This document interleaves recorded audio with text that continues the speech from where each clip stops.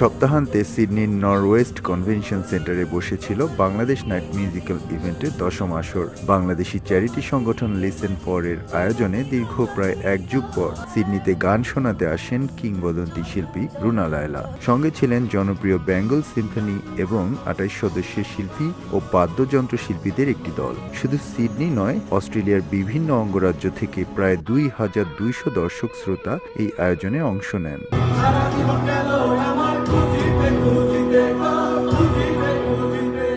অনুষ্ঠানের শুরুতেই মঞ্চ মাতান শিল্পী পিন্টু ঘোষ।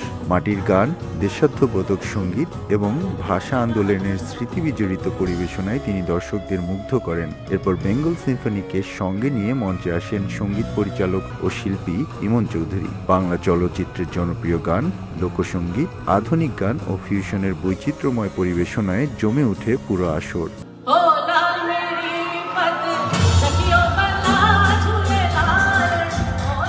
এরপর বহু প্রতীক্ষার অবসান ঘটিয়ে মঞ্চে ওঠেন উপমহাদেশের প্রখ্যাত সঙ্গীত শিল্পী রুনা লায়লা। সম্প্রতি সঙ্গীত জীবনের 60 বছর পূর্ণ করা এই কিংবদন্তিকে দাঁড়িয়ে অভিবাদন জানান পুরো মিলনায়তনে দর্শক। করতালি আর উচ্ছ্বাসের মধ্যেই তিনি একে একে পরিবেশন করেন বাংলা, উর্দু ও হিন্দি ভাষায় তার অসংখ্য কালজয়ী গান।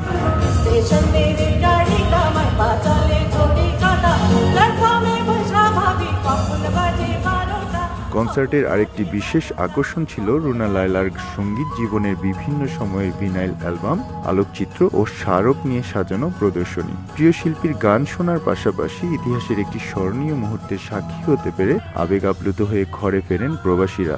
Runa Laila and Bengal Symphony legacy tour এর পরবর্তী কনসার্ট আগামী সপ্তাহে অনুষ্ঠিত হবে মেলবোর্নে।